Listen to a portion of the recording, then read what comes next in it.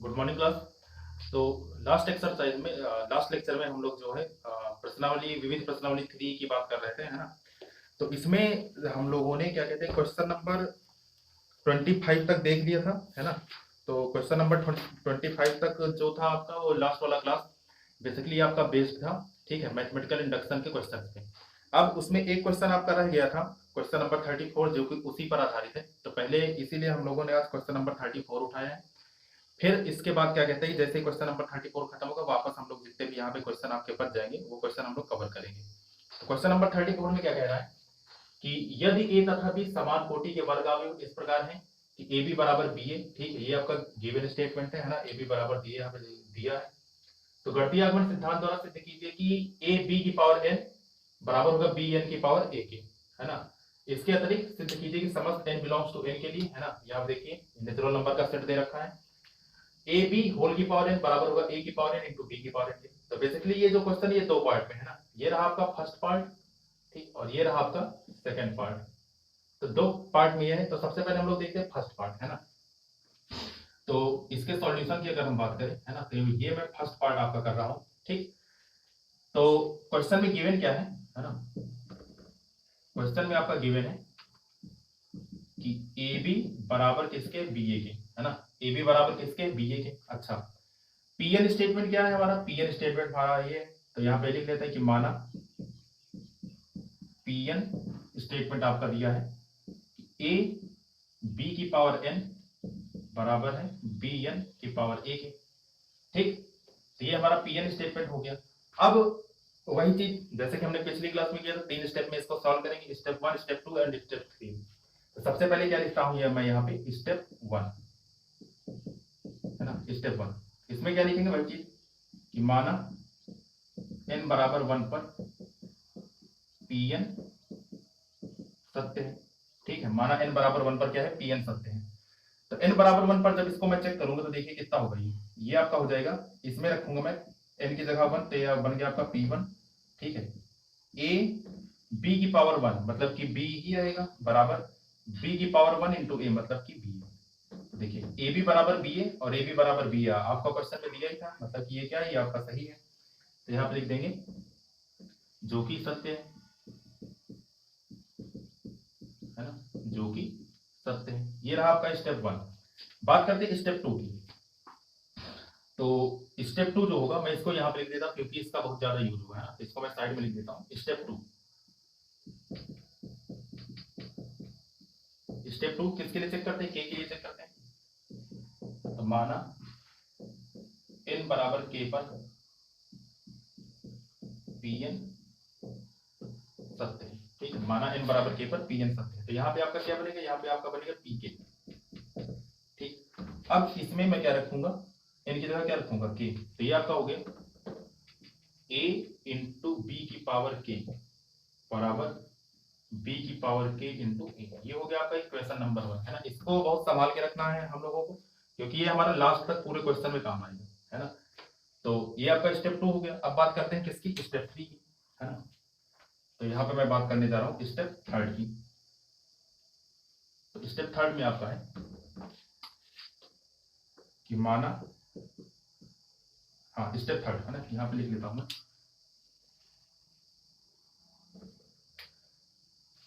Step 3, ठीक। तो step 3 में हम लोग देख रहे हैं, तो यहाँ पे मैं लिखूंगा कि माना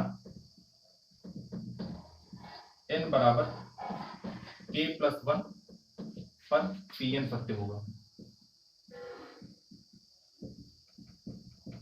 ठीक। माना एन बराबर के प्लस 1 पर क्या होगा, पी एन सत्य होगा। तो इसमें रखते हैं इनकी जगह के प्लस 1, तो ये आपका हो गया पी के प्लस 1, ठीक है। तो ए इंटू बी, एन की जगह क्या रखना है, के प्लस 1, तो ए बी की पावर के प्लस 1 बराबर ये आपका हो गया बी की पावर के प्लस 1 इंटू में कितना ए, ठीक है। ये हमने रख दिया ए बी की पावर के प्लस 1 बराबर बी की पावर के प्लस 1 इंटू में कितना हो गया ए, ठीक। अब क्या करेंगे हम लोग कि यहाँ पे लेफ्ट हैंड साइड उठाएंगे, है ना। लेफ्ट हैंड साइड की मदद से क्या करूंगा, मैं राइट हैंड साइड से करूंगा। यहाँ पे मैं लिखता हूँ लेफ्ट हैंड साइड, ठीक। तो लेफ्ट हैंड साइड में आपका क्या दिया, ए इंटू बी की पावर के प्लस 1, ठीक, ये हमारा दिया है। अब इसको मैं थोड़ा तोड़ लेता हूँ, है ना। मुझे क्या सिद्ध करना, मुझे सिद्ध करना बी की पावर के प्लस 1 इंटू ए के। तो अब देखो इसको मैं लिख सकता हूँ a इंटू बी की पावर के, है ना, इंटू में क्या लिख सकता हूँ b की पावर 1, है ना, ये लिखा जा सकता है आपका a इंटू बी की पावर के बराबर क्या लिखा जा सकता है, इंटू a इंटू बी की पावर के इंटू में b। अब यहाँ पे देखो क्वेश्चन में अभी अभी हमने देखा कि ए बी की पावर के बराबर किसके दिया, बी की पावर के इंटू ए के। तो काम करता हूँ मैं इसको ब्रैकेट में लिख देता हूँ, है ना, मैं इसको ये ऐसे ब्रैकेट में लिख दिया, ठीक, कोई दिक्कत नहीं यहाँ पे। तो अब देखो इसकी जगह मैं लिख सकता हूँ क्या, ए बी की पावर के की जगह क्या लिख सकता हूँ, बी की पावर के इंटू ए के। तो यहाँ पे इसकी जगह मैंने लिखा बी की पावर के इंटू ए, है ना, और यहाँ पे क्या लिखा है बी, और यहाँ पे लिख देना साइड में फ्रॉम 1, है ना, मतलब समीकरण 1 से हमने ये किया, ठीक। अब देखो इसके बाद हम लोग क्या करेंगे कि ये चीज जो यहाँ पे लिखा है ना, b की पावर k इंटू ए, है ना, एक बार मैं फिर से लिख देता हूँ b की पावर k इंटू ए, और यहाँ पे क्या लिखा है b। अब यहाँ पे मतलब जो नॉर्मल मैथमेटिक्स में हम लोग करते थे, है ना, उसकी तरह ये नहीं करेंगे कि डायरेक्ट इसका यहाँ पे गुणा लगाएंगे, है ना, हमें थोड़ा स्टेप से चलना है, क्योंकि मतलब तो उसका वही हुआ कि यहाँ पे जब b का इससे गुणा लगेगा, ठीक है, तो हमारा क्या आएगा, यहाँ पे हमारा बन जाएगा b की पावर k प्लस 1, है ना, b की पावर k प्लस 1 ही मुझे सिद्ध करना है, लेकिन यहाँ पर हमें थोड़ा कायदे कानून से चलना पड़ेगा। अब यहाँ पे देखो, अब मैं एक रूल लगाने जा रहा हूँ, ठीक है, सिंपल सा रूल है, आप लोगों ने सुना होगा, ठीक, कि एक रूल होता है आपका एसोसिएटिव लॉ, है ना, एक रूल आपका होता है एसोसिएटिव लॉ, ठीक। एसोसिएटिव लॉ का क्या कहता है कि अगर ए बी इंटू सी, ठीक, ये तीन कोई संख्याएं इस प्रकार लिखी हैं, है ना, कि ए इंटू बी इंटू सी, तो ये आपका बराबर हो जाएगा ए इंटू में बी सी के, ठीक, मतलब कि ये जो ब्रैकेट के हम लोग शिफ्ट करते हैं ना, ब्रैकेट को इधर से उधर करते हैं, तो वो जो आपका रूल कहलाता है वो कहलाता है आपका एसोसिएटिव लॉ, है ना। दो दो जगह ये लगता है, एक तो लगता है प्लस में, ठीक है, एसोसिएटिव लॉ ऑफ एडिशन और एसोसिएटिव लॉ ऑफ मल्टीप्लिकेशन। तो ये जो रूल हम लोग लगाने जा रहे हैं, ये कौन सा रूल लगाने जा रहे हैं, एसोसिएटिव लॉ ऑफ मल्टीप्लिकेशन, कि अगर दो कोई संख्याएं, ठीक है, ब्रैकेट के अंदर है, तो उस ब्रैकेट को हम इधर उधर कर सकते हैं, है ना, मतलब कि ये ब्रैकेट यहाँ पे हम शिफ्ट कर सकते हैं, जैसे कि यहाँ पे आप लोग देख सकते हैं राइट हैंड साइड में, ठीक। तो वही रूल यहाँ पे लगाने जा रहे हैं, है ना। यहाँ पे जो सबसे ज्यादा गलती होती है ना, सबसे ज्यादा गलती क्या करते हैं लोग, इसका बी का यहाँ पे डायरेक्ट लगा के, है ना, यहाँ पे लिख देंगे बी की पावर k प्लस 1, है ना, और इंटू में ए, और ये आपका गलत हो जाएगा। यहाँ पे क्यों गलत हो जाएगा, क्योंकि हम लोग किसकी बात कर रहे हैं, मैट्रिक्स की, तो मैट्रिक्स में ऑर्डर का फर्क पड़ता है ना, मैट्रिक्स वाले क्वेश्चन में ऑर्डर का फर्क पड़ता है, इसलिए यहाँ पे हम लोग ऐसे डायरेक्टली यहाँ पे नहीं कर सकते। तो अब देखिए यहाँ पे हमें कायदे कानून के हिसाब से चलना पड़ेगा, है ना। तो अब यहाँ पे देखो, तो इसको मैं लिख सकता हूँ, है ना, कि b की power k into A B, है ना, ये क्या किया मैंने, इस ब्रैकेट को यहाँ पे शिफ्ट किया, किससे, एसोसिएटिव लॉ से, है ना। तो यहाँ पे आप लोग ब्रैकेट में लिख देना एसोसिएटिव लॉ, एसोसिएटिव लॉ, ठीक। अब यहाँ पे देखो ए बी बराबर किसके है, ए बी बराबर क्वेश्चन में आपका बी ए के दिया है ना, ए बी बराबर किसके दिया, बी ए के, तो मतलब इस ए बी जगह में क्या रख सकता हूँ, इस ए बी जगह में बी ए रख सकता हूँ, तो बी की पावर के इंटू ए, और ए बी बराबर किसके हो गया, बी ए, ठीक, ये बात क्लियर है। अब देखो, अब इस ब्रैकेट को मैं यहाँ पे शिफ्ट करूंगा, कैसे, यहाँ पे देखिएगा, इस ब्रैकेट को मैंने यहाँ पे शिफ्ट किया, तो ये आपका क्या होगा, बी की पावर के, ये बी, और इंटू में कितना ए, है ना, ये आपका ऐसे लिखा था, इस ब्रैकेट को मैंने यहाँ पे एडजस्ट किया ताकि ये दोनों में साथ में लिख सकूं। ये किससे किया, ये भी हमने किया एसोसिएटिव लॉ से, है ना, तो यहाँ पे लिख देना एसोसिएटिव लॉ, ठीक, एसोसिएटिव लॉ। अब देखो इसके बाद, तो इसके बाद अगर हम लोग देखें, तो ये आपका फाइनली बनके तैयार हो गया क्वेश्चन। तो ये आपका कितना हो जाएगा, ये आपका हो जाएगा b की पावर k प्लस 1 इंटू में आपका a, है ना, और यही हमें सिद्ध करना था, तो बराबर किसके आ गया, राइट हैंड साइड के। तो यहाँ पे लिख देंगे कि लेफ्ट हैंड साइड बराबर राइट हैंड साइड, ठीक। अतः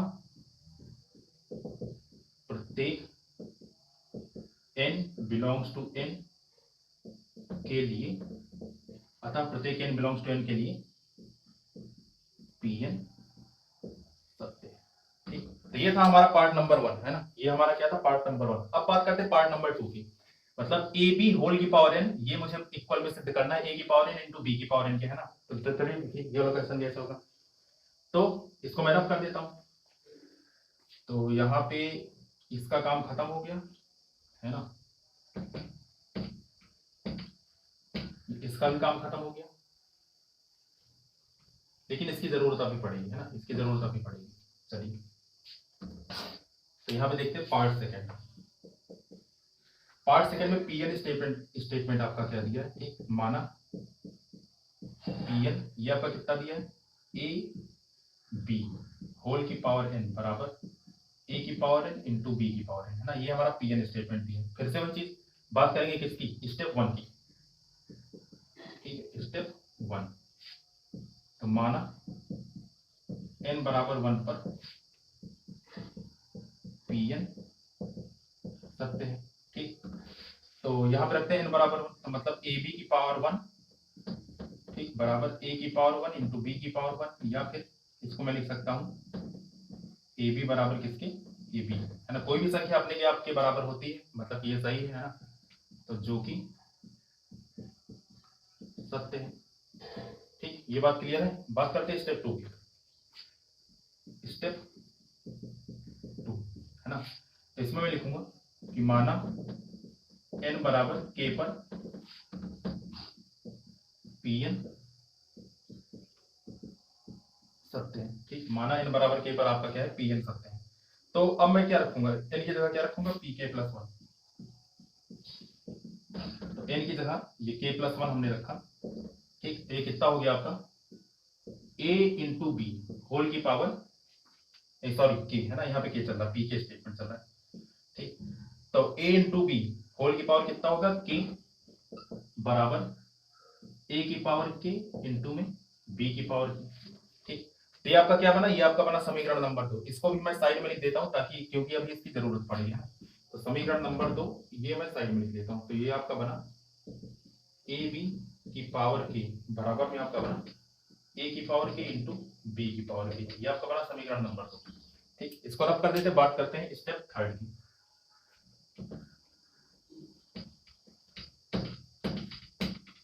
है ना। स्टेप थर्ड,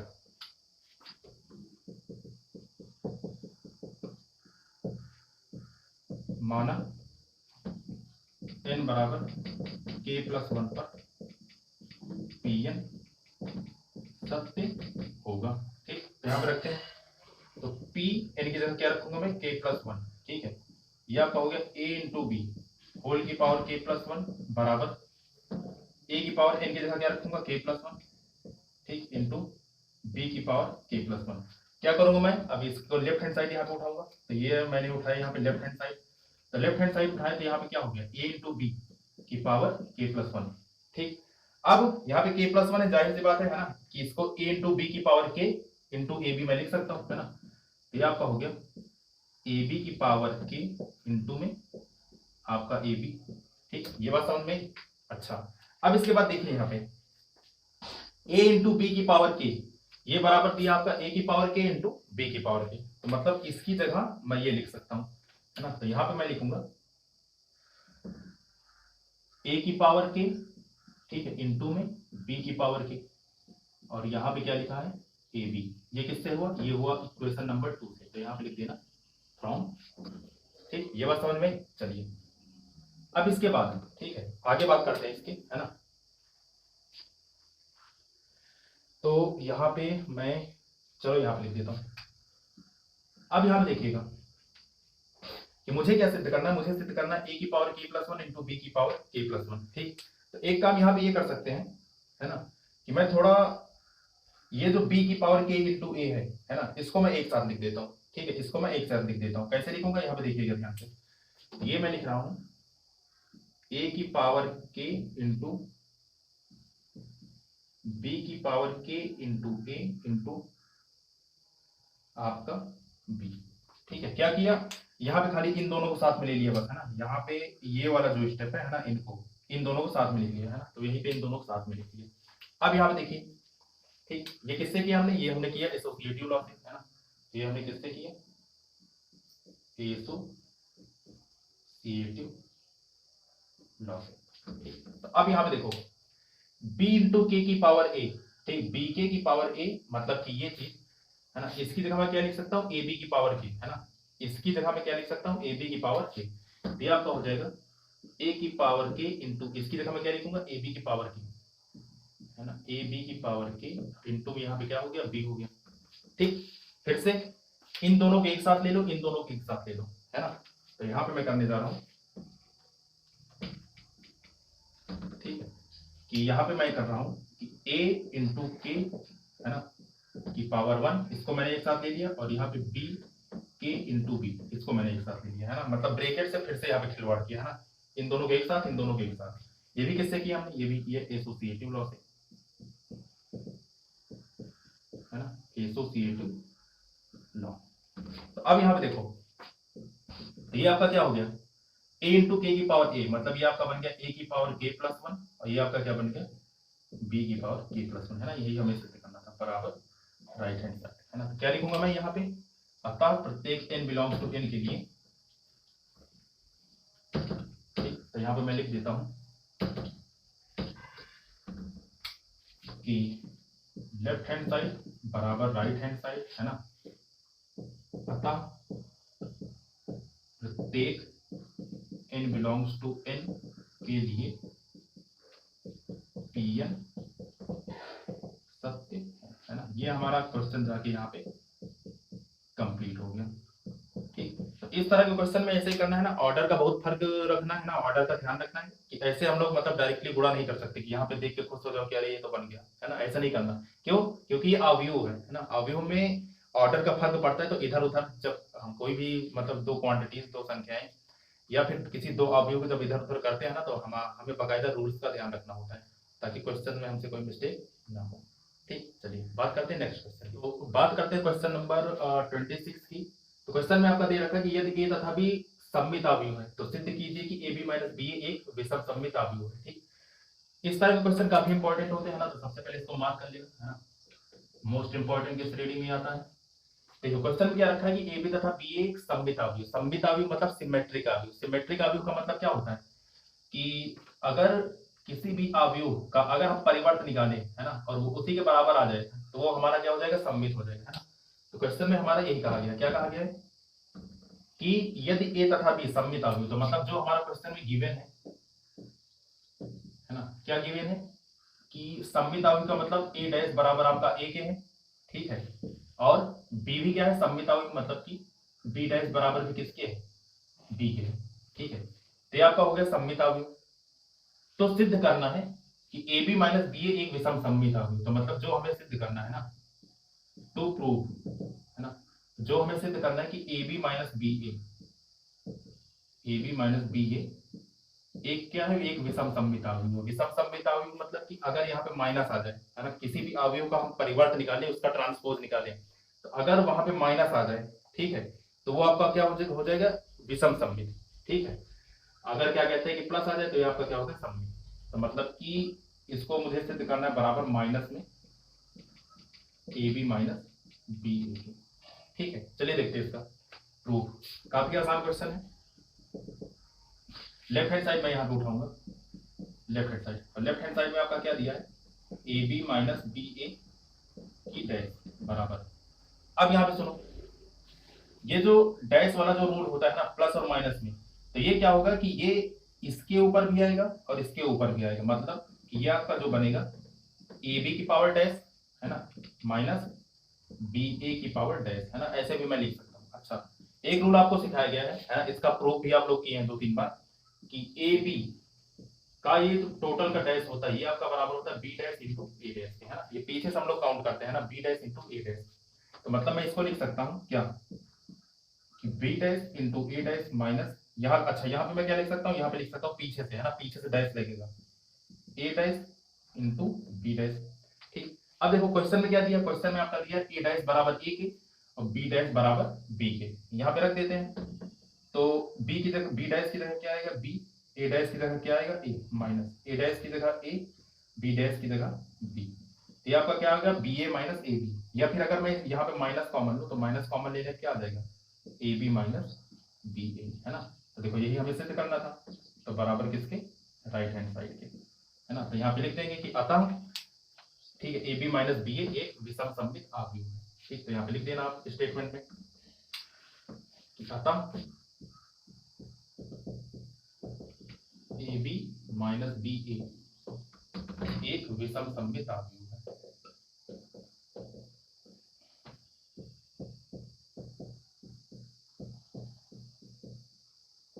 एक विषम सममित आव्यूह है ना। ये क्वेश्चन आपका कंप्लीट हो।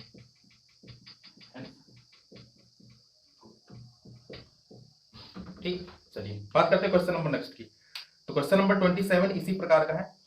सिद्ध कीजिए कि अवयव बी डैश ए बी सममित अथवा विषम सममित है यदि ए सममित अथवा विषम सममित है ना। इसी प्रकार का क्वेश्चन ये भी देख लेते हैं, क्वेश्चन नंबर 27।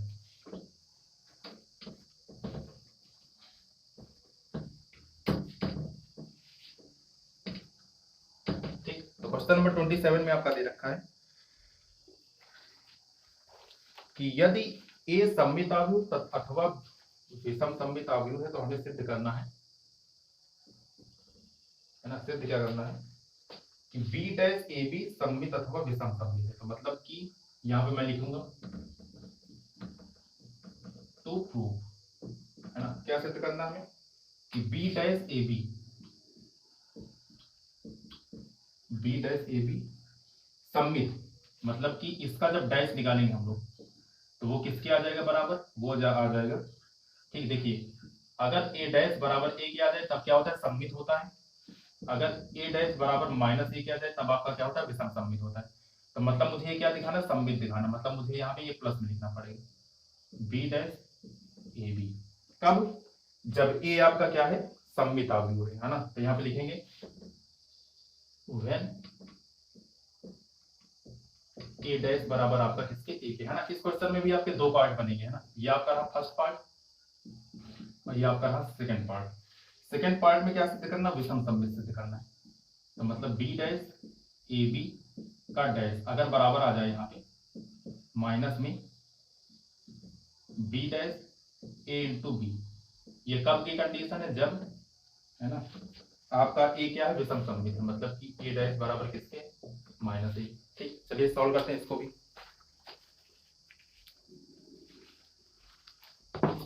तो अब यहां पे देखो, ठीक है,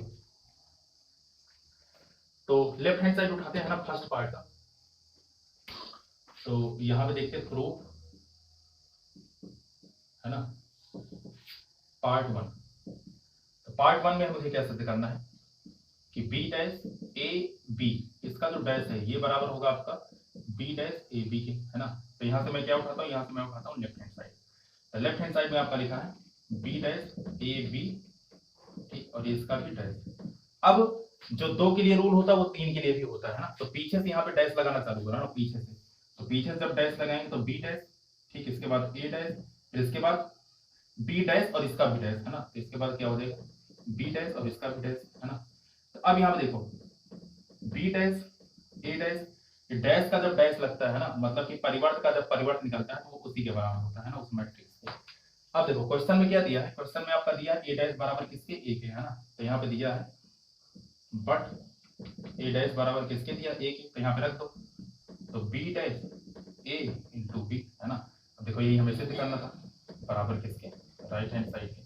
ठीक है, तो लेफ्ट हैंड साइड बराबर किसके, राइट हैंड साइड के, है ना।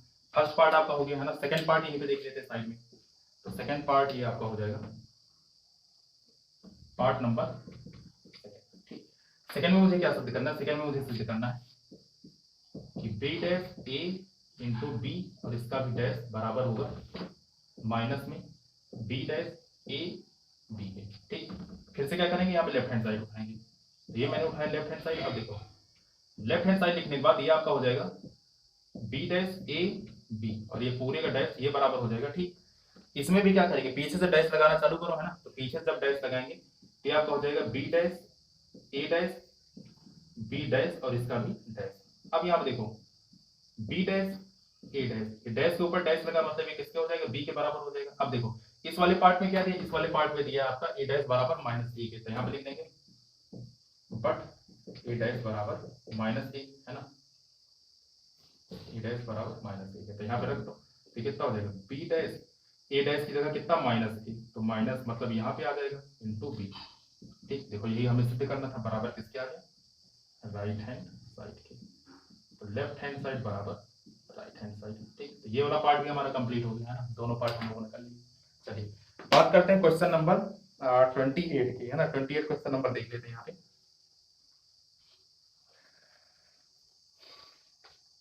तो 28 क्वेश्चन नंबर यहाँ पे दे रखा है कि एक्स वाई तथा जेड के मानों के लिए ज्ञात कीजिए कि आव्यूह ए समीकरण ए डैश इंटू ए बराबर आई को संतुष्ट करता है ना। मान यहाँ पे निकालना है क्वेश्चन नंबर 28 में, है ना। ठीक ठाक क्वेश्चन है, ये भी देख लेते हैं इसको भी। चलिए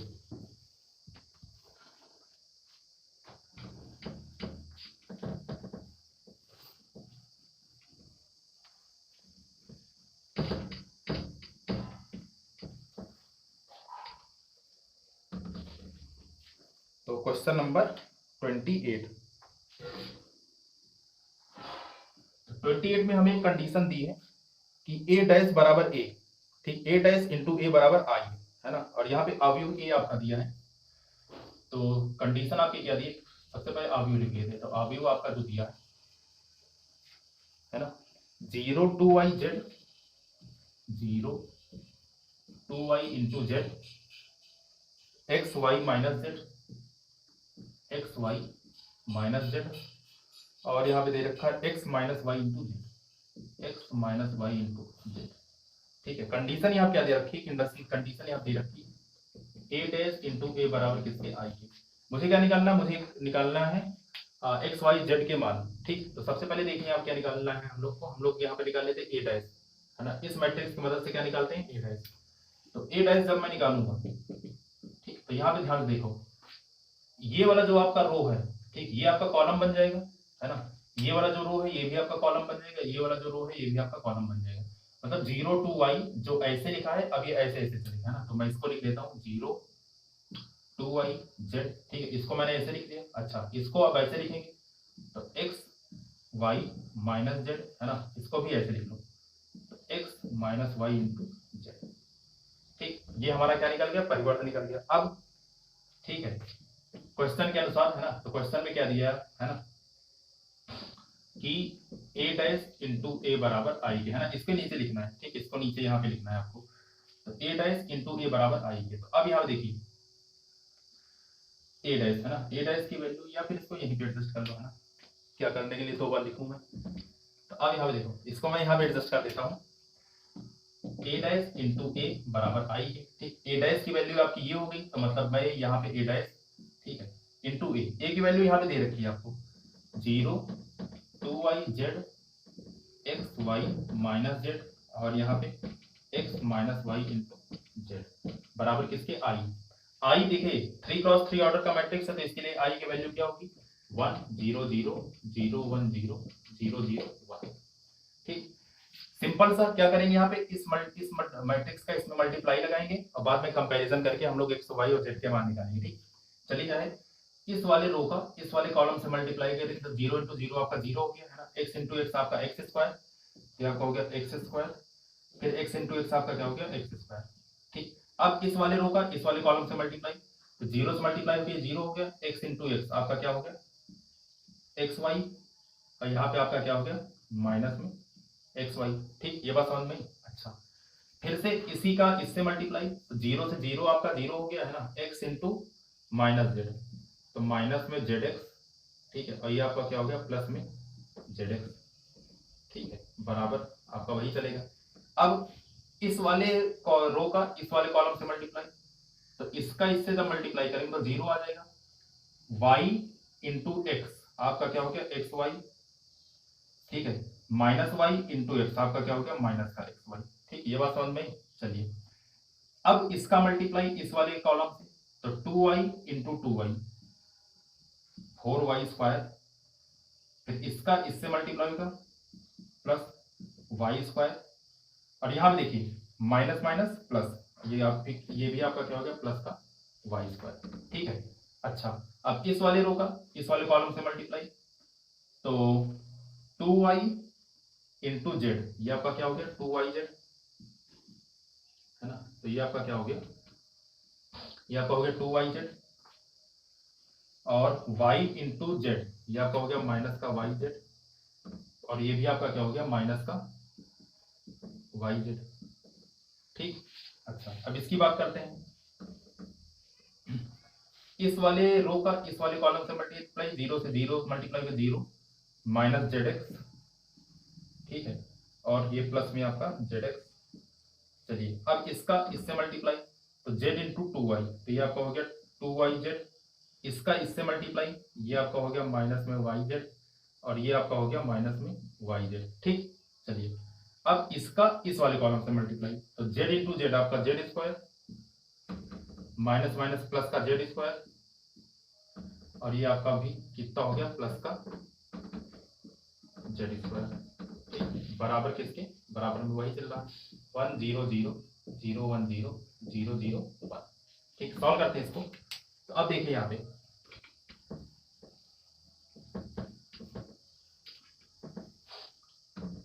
इसको थोड़ा हल करेंगे तो देखिए ये आपका कितना हो जाएगा, ये आपका हो गया 2x स्क्वायर, ठीक, एक्स वाई और माइनस का एक्स वाई ये कट के आपका क्या हो गया 0, माइनस का जेड एक्स प्लस का जेड एक्स ये भी आपका क्या हो गया 0, X Y into X Y, ठीक, ये भी आपका क्या हो गया 0, 4y square plus Y square मतलब कि 4 1 5 1 6 मतलब ये आपका हो गया 6y स्क्वायर, ठीक है। देखिए ये आपका 2yz माइनस में 2yz प्लस में मतलब ये भी आपका साफ होकर क्या हो गया 0 हो गया, ठीक, इधर minus Z X plus Z x 0, ठीक है, 2yz माइनस yz है ना, ये भी आपका कट कट के क्या हो गया 0, ये आपका क्या हो गया 3z स्क्वायर, है ना, बराबर फिर से 1 0 0 0 1 0 0 0 1, ठीक। अब क्या करेंगे, ठीक है, पूरी दुनिया जानती है यहाँ पे, अब कंपैरिजन कर लेते हैं, है ना, यहाँ आप लिखेंगे ऑन